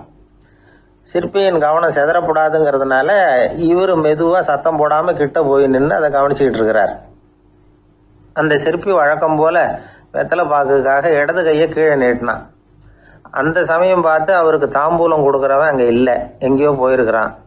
அண்ணாமலை ரெட்டியார் என்ன பண்ணார் தெரியுமா, தனக்காக கொடுக்கப்பட்ட தாம்பூலத்தை வாங்கி சிற்பியின் கையில் கொடுக்குறார். அவன் வாங்கி போட்டுக்கிட்டான். இது என்ன இன்னைக்கு வெத்தலை சீவல் வேறு மாதிரி இருக்குது, வாசனை தாம்பூலமாக இருக்குது அப்படின்னு யோசனை பண்ணிவிட்டு கீழே திரும்பி பார்க்குறார். பார்த்தா ரெட்டியார் மறுபடியும் சிற்பி கை நீட்டும் பொழுது கொடுக்கறதுக்காக தாம்பூலத்தை மடித்து வாங்கி வச்சுக்கிட்டு தயாராக நிற்கிறார். சிற்பிக்கு அதிர்ச்சி. உடனே பொத்துன்னு கீழே குதிச்சான். ஐயா, என்ன இது நீங்களா அப்படின்னா. இவர் சொன்னார், நான் ஒன்றும் தப்பு பண்ணலையே, உன்னுடைய கை புண்ணியம் செஞ்ச கை, கோயில் கட்டுற கை, அந்த கைக்கு தாம்பூலம் கொடுக்கறதுல என்ன தப்பு அப்படின்னாராம். ஏற்கனவே பஞ்சத்தில் அடிபட்டு வந்த எங்களை நீங்கள் ஆதரிச்சதே பெரிய விஷயம். இந்த செயல் என்னை ஒரு பெரிய கடனாளி ஆகிவிட்டது. ஐயா, எங்களுக்கு உணவு உடை இதை மட்டும் நீங்கள் கொடுத்தா போதும், ஊதியம்னு எதுவும் வாங்க மாட்டோம் அப்படின்னு நானும். அந்த சிற்பி எவ்வளோ வற்புறுத்தியும் எதுவும் வாங்கிக்கலையா. இந்த செய்தியை தமிழ் தாத்தா டாக்டர் ஊவேசா சொல்லியிருக்கிறார். அந்த காலத்தில் எப்படிப்பட்டவங்கெல்லாம் வாழ்ந்துருக்கிறாங்க பாருங்கள். இந்த காலத்தில் ஒருத்தர் கோவில் கட்டினார், வேலை செய்கிற எல்லாருக்கும் சாப்பாடு போடுவார். சிற்ப வேலை செஞ்சுட்டு சாப்பிட வர்ற ஒவ்வொருத்தர் கையையும் அன்பாக பிடிச்சி முத்தம் கொடுத்து உள்ளே அனுப்புவார். அந்த கைகளுக்கு நீங்கள் கொடுக்குற மரியாதையா அது அப்படின்னு கேட்டாங்க. அது இல்லைங்க, ஏற்கனவே முதல் பந்தியில் சாப்பிட வந்தவன் மறுபடியும் வர்றானான்னு கண்டுபிடிக்கிறதுக்காக கையை பிடிச்சி மோந்து பார்க்குறேன் அப்படின்னாராம் அவர். ஒருத்தர் ஒரு தவறு செஞ்சு விடுறாருன்னு வச்சுக்கங்க, உடனே நீ செஞ்சது தவறு அப்படின்னு சொல்கிறது ஒரு வகை. அதுக்கு பதிலாக எது சரின்னு அவர் புரிந்து கொள்ள உதவி செய்கிறது இன்னொரு வகை. இந்த ரெண்டாவது வகை இருக்குது பாருங்கள், நிர்வாக இயலில் இது ரொம்ப முக்கியம். அலுவலகத்தில் வேலை பார்க்குற ஒருத்தர் முக்கியமாக தெரிஞ்சுக்க வேண்டியது என்ன தெரியுமா? சக ஊழியர்கள்கிட்ட எப்படி பழகணும், மேலதிகாரிகள்கிட்ட எப்படி பழகணும், தனக்கு கீழே வேலை செய்கிறவங்கக்கிட்ட எப்படி பழகணும், வாடிக்கையாளர்கள்கிட்ட எப்படி பழகணும், இவங்க எல்லார்கிட்டையும் செம்மையான உறவை ஏற்படுத்திக்கிறது எப்படி. இதையெல்லாம் சொல்லிக் கொடுக்குற பாடம் தான் இன்டர் பர்சனல் ஸ்கில், திறமையான உறவு அப்படிங்கிறது. எந்த வேலையில் இருந்தாலும் சரி, இந்த உறவுகளை வளர்க்கும் திறன் உள்ளவங்க சீக்கிரம் முன்னுக்கு வந்துடுறாங்க. மற்றவங்க கிட்ட உறவை பலப்படுத்திக்கிறது எப்படி அப்படின்னு தெரிஞ்சுக்கிட்டோம்னா எந்த ஒரு தடையையும் சுலபமாக தாண்டி செய்கிற தொழிலில் முன்னுக்கு வந்துடலாம். ஹார்வர்டு பல்கலைக்கழகத்தில் ஒரு கணக்கெடுப்பு பண்ணி பார்த்தாங்களாம். பார்க்குற வேலையில் எது மாதிரி குணாதிசயம் உள்ளவங்க வேகமாக முன்னுக்கு வர்றாங்க அப்படின்னு தெரிஞ்சுக்கிறதுக்காக இந்த கணக்கெடுப்பு. வெவ்வேறு துறையில் வேகமாக முன்னுக்கு வந்திருக்கிற பல பேரை சந்தித்து இந்த சர்வேயை நடத்தியிருக்கிறாங்க. அவங்க கண்டுபிடிச்சி சொல்லியிருக்கிற உண்மை என்ன தெரியுமா? ஒருத்தர் ஒரு வேலையில் இருந்தால் அது சம்பந்தப்பட்ட சப்ஜெக்ட் பற்றிய அறிவு 35% இருந்தால் போதுமா. ஆனால் உறவுகளை வளர்க்கக்கூடிய திறன், இன்டர் பர்சனல் ஸ்கில்லு 65% வேணும். இப்படி உள்ளவங்க சீக்கிரம் முன்னுக்கு வந்துடுறாங்களாம். அதனால் ஒருத்தருக்கு வேலை சரியாக புரியலைன்னா கூட விவரமாக மற்றவங்கக்கிட்ட பழகிறது எப்படின்னு புரிஞ்சால் போதும், அவர் முன்னுக்கு வந்துடலாம். அலுவலகங்களில் மட்டும் இல்லை, எல்லா இடங்கள்லையும் இது ரொம்ப முக்கியம். வீட்டுக்குள்ளேயும் இது ரொம்ப முக்கியம், வீட்டுக்கு வெளியேயும் இது முக்கியம். அடுத்தவங்க கிட்ட பழகிறது எப்படிங்கிறத தெரிஞ்சிக்காதவன் வாழ்க்கையில் முன்னேற முடியாது. இன்றைக்கி ஆயுதங்களால் காயப்படுத்தி கொள்ளுகிறவர்களை விட வார்த்தைகளால் காயப்படுத்தி கொள்ளுகிறவர்கள் தான் அதிகம். பெரியவங்க என்ன சொல்கிறாங்க தெரியுமா? நீங்கள் இந்த பூமியில் பிறந்ததன் அர்த்தம் பூர்த்தி ஆகணும்னா அடுத்தவங்களுக்கு உதவி பண்ணுங்க. அடுத்தவங்களுக்கு உதவி செய்ய முடியாவிட்டால் கூட பரவாயில்லை, ஆனால் யாரையும் புண்படுத்தி விடாதீங்க அப்படின்னு சொல்கிறாங்க. எனக்கு தெரிஞ்ச ஒருத்தர் ஒரு அலுவலகத்தில் வேலை